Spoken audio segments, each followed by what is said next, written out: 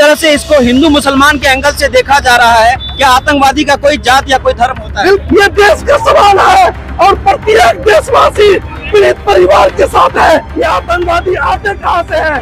आज 28 लोगों की हत्याएं करके वो चले गए। अक्सर में आनी चाहिए गृह मंत्री को। जब पुलवामा हमला हुआ तो ये सरकार अभी तक उसका जवाब नहीं दे सकी है। आपने कहा कि आतंकवाद का हम कमर तोड़ दिया है, कहा गया आपने 56 इंच का सीना। नमस्कार, मैं हूं अलाउद्दीन खान और आप देख रहे हैं सन सिटी न्यूज बिहार। अभी मेरी मौजूदगी अररिया के चांदनी चौक पर है।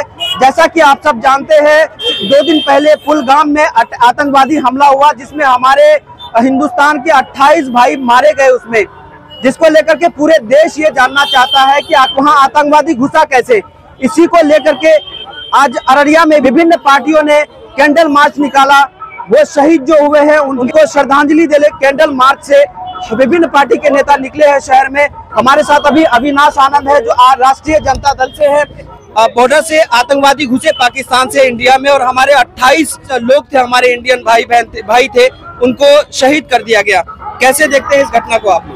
देखिए, इंडिया गठबंधन के जो बिहार के सर्वमान्य नेता है, माननीय तेजस्वी यादव जी, माननीय नेता राहुल गांधी जी, माननीय नेता मुकेश सहनी जी के आह्वान पर पालगांव में जो आतंकवादी घटना हुई जिसमें निर्मम तरीके से भारत के 28 नागरिकों की हत्या कर दी गई, इनके खिलाफ हम लोगों ने आतंकवाद के खिलाफ आज इंडिया गठबंधन के बैनर तले अररिया जिला मुख्यालय में कैंडल मार्च निकालकर मृतक परिवार के प्रति और मृतक के प्रति अपनी भावभीनी श्रद्धांजलि अर्पित करते हैं।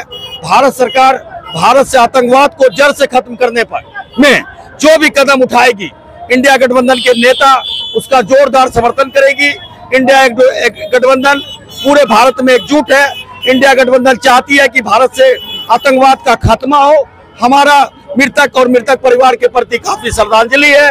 हम आतंकवाद को खत्म करने में हमारे माननीय नेता तेजस्वी यादव जी, राहुल गांधी जी और मुकेश सहनी जी और वाम लेफ्ट के जो माननीय नेता है, सभी भारत सरकार का समर्थन करेगी, उनके साथ खड़े रहेगी।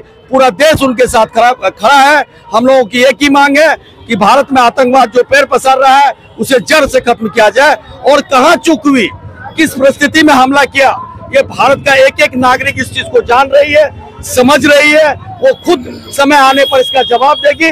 लेकिन इस लड़ाई में इंडिया गठबंधन भारत सरकार के साथ एकजुट होकर खड़ी है। जो आतंकवादी हमला हुआ इसको कहीं ना कहीं हिंदू मुसलमान का रंग देने की कोशिश हो रही है। कहा जा रहा है कि धर्म पूछ के मारा, जाति नहीं। तो क्या लगता है? दुर्भाग्यपूर्ण है ये। आप देखेंगे कि इस्लामिक मुल्कों में भी आतंकवादी घटनाएं होती है। बगल में पाकिस्तान है, आतंकवाद का वहाँ भी जो है पांव पूरी तरह से फैल चुका है और कई दफा वहाँ भी इस तरह की घटना को अंजाम दिया गया है। तो ये बेहद ही दुर्भाग्यपूर्ण है इस तरह का बात, और ये कहीं न कहीं देश को तोड़ने की अंतर्राष्ट्रीय साजिश चल रही है, जिसको हम कभी इंडिया गठबंधन और पूरा देश की जनता कभी कामयाब नहीं होने देगी। और सारे राजनीतिक मतभेद को भुलाकर हम सारे देशवासी एकजुट हैं और केंद्र सरकार से आतंकवाद की इस लड़ाई में कदम से कदम मिलाकर चलने के लिए तैयार है। समूचा देश आतंकवाद के खिलाफ एकजुट होकर लड़ना चाहती है और आतंकवाद का सफाया करना चाहती है। जिस तरह से इसको हिंदू मुसलमान के एंगल से देखा जा रहा है, क्या आतंकवादी का कोई जात या कोई धर्म होता है? बिल्कुल नहीं, ये ऐसा मैंने पहले भी बताया, यह बेहद दुर्भाग्यपूर्ण है। हिंदू मुसलमान का कोई एंगल ही नहीं है। चूंकि आप देखेंगे, मैंने बार बार मैं कह रहा हूँ कि इस्लामिक मुल्कों में भी बराबर हमला होता है। पाकिस्तान में भी कई दफा आतंकवादी का हमला हुआ है।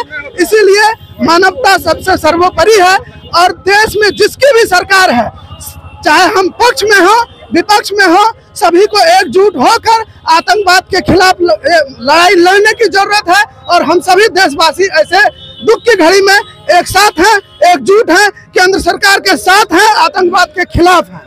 कश्मीर में जिस तरह से 28 लोगों को आतंकवादी ने मार दिया, शहीद हो गए लोग, क्या सोचते हैं? इस कायराना हमले के लिए हम लोग तमाम इंडिया गठबंधन के लोग कड़ी निंदा करते हैं और देश के गृह मंत्री और प्रधानमंत्री से सवाल करते हैं कि आज जो 28 निर्दोष लोगों की हत्याएं हुई है, सब लोग अपने सपने को सजाने के लिए वहां गए थे, मेमोरीज बनाने के लिए गए थे, अपने जीवन की एक स्टोरी शूट करवाने के लिए गए थे।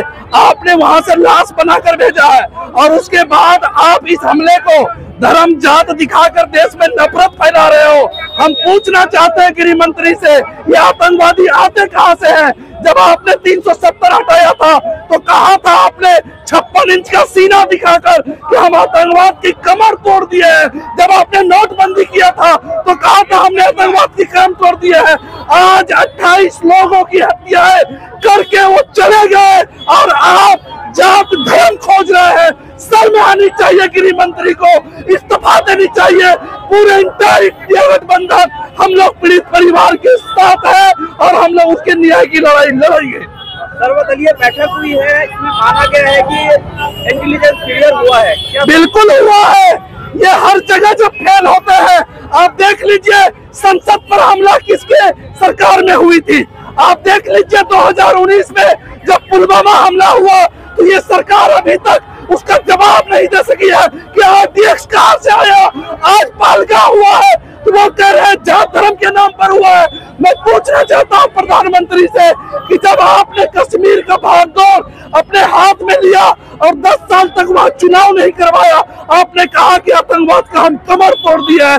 कहा कि आपका 56 इंच का सीना, आप चुनावी रैली कर रहे हैं, शहीदों के लाश पर खिल्लियां उड़ा रहे हैं, आप मजाक कर रहे हैं इस देश के लोगों के साथ। आपको शर्म आनी चाहिए, आपको इस्तीफा देनी चाहिए।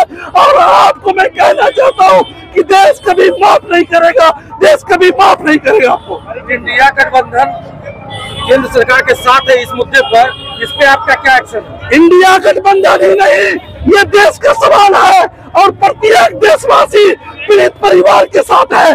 प्रत्येक पार्टी आज नरेंद्र मोदी के साथ है। वो अपना दिखाए 56 इंच का सीना और देश इंतजार कर रही है। देश देखना चाहती है उसके 56 इंच के सीने को, देश देखना चाहती है।